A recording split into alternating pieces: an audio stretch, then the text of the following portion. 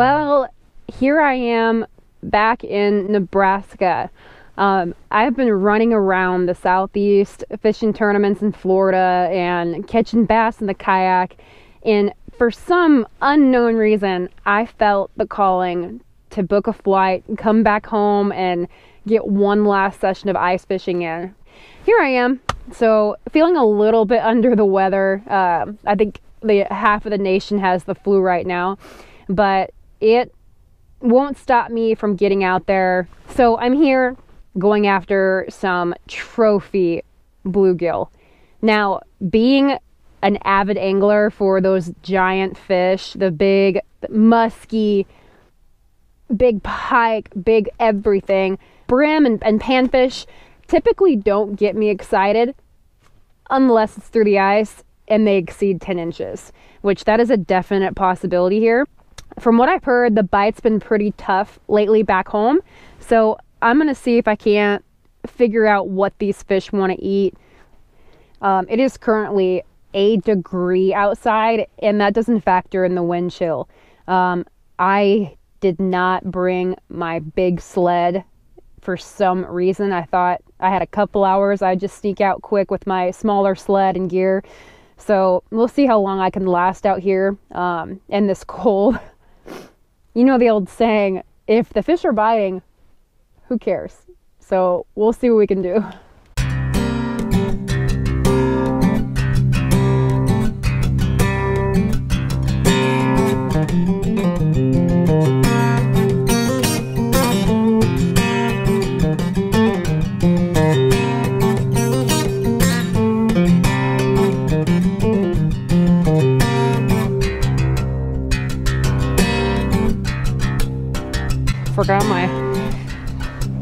Forgot my ice cleats. Lord knows I'm not graceful.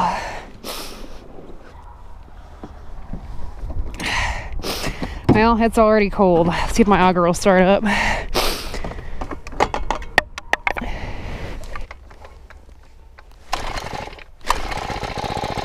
Come on. Whew. There she goes. It's only been a month since I've used it. Now, I'm gonna let this run a little bit.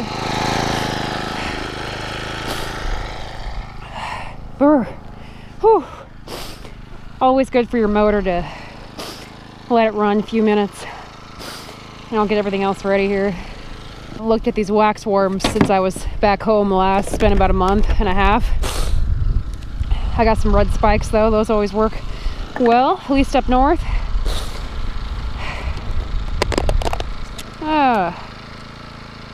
That's not good.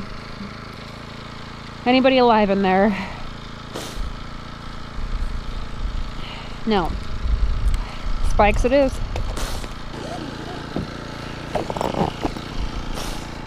Little avid glass.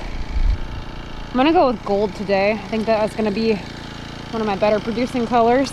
We'll see if they want something a little more reaction style. I mean, Swedish Pimples and Castmasters. This here's a Castmaster. You can't really go wrong. So, what I know about this place, there's a brush pile, like right here. I'm gonna start and just kind of see what this bite's gonna be like. These tungsten VMC fly jigs are incredible. Wow, that spike is already frozen. As are my fingers. You want to make sure your line keeps that jig completely horizontal. Using my St. Croix Legend Black Ice. This is the first time using this rod. It does have a built-in strike indicator that you can adjust for sensitivity. Pretty nifty little deal. We'll see if I need that much today. I love fishing light jigs. I just kind of will slightly tap the rod. They want to feed up. So when you got a real finicky fish, you slowly lift that jig up over. Sometimes that can make all the difference. So ideally, with these inline reels, it's supposed to help reduce the line twist. And I love, gosh, there's a ton of fish down there. There, good. There we go. Not a bad one. There he goes. So that fish was aggressive. I might put that Castmaster down there. This is St. Croix's Avid Glass Rod. I'm super impressed with this thing. Great sensitivity. And these are all fish right here. There's actually one right under it. Let's see if I can jig him up. With any type of jigging bait like this, like slender spoon, Swedish pimples, Castmasters, it can, because of how erratic they are, it can be pretty tough for the flashers to pick them up all the time. So you could adjust your gang and sensitivity. There's a bunch of fish right there. There, yep. So that one didn't even hardly. Thought so. Nope. There he goes. So that was a bass. I thought that was acting different and looked a little bigger on that screen. My reel completely froze. I mean, it's cold. So that bass, I mean, I didn't feel anything. That's why I love this rod. I mean, I barely saw the very last little bit of that rod load up. That's when you separate those real finicky bites. You can have the right rod.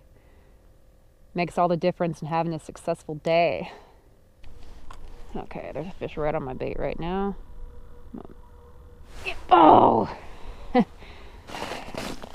Yeah, I need to get another worm on here. It's always a scary thought when it's this cold out and you have this inkling that they don't want gold today, or whatever color it is that you have tied on, because retying without my sled to provide heat, it can be the worst. I can't even feel my fingers right now. There we go. Using that strike indicator. That feels like a pretty good one. Granted, this is an ultralight. I've got 2-pound test on.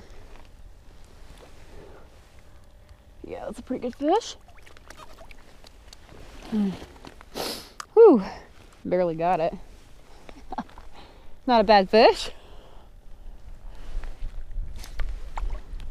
Looking for something a little bigger though.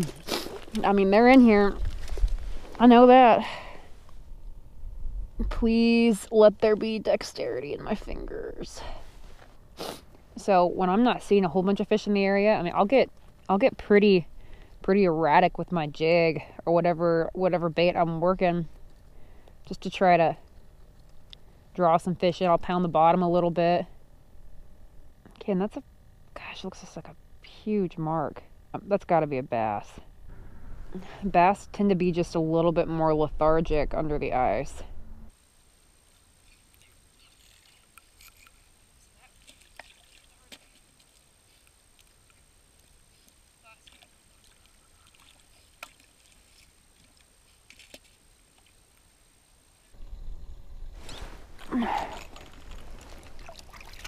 Yeah, that's probably a bass too.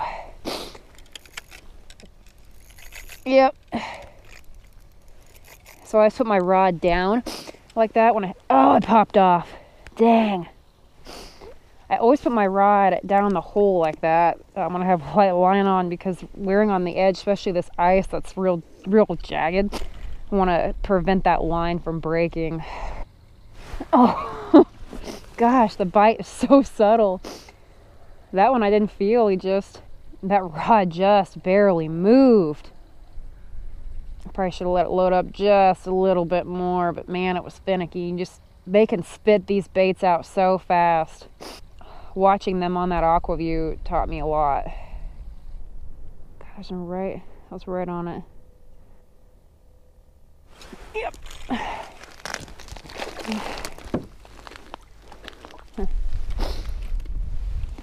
That one showed up right when I dropped it down. Where are all your big brothers at? I know they're in here. It's really tough to see if my rod's moving because the fish is wind. I think he was there. It's so tough to see with this wind.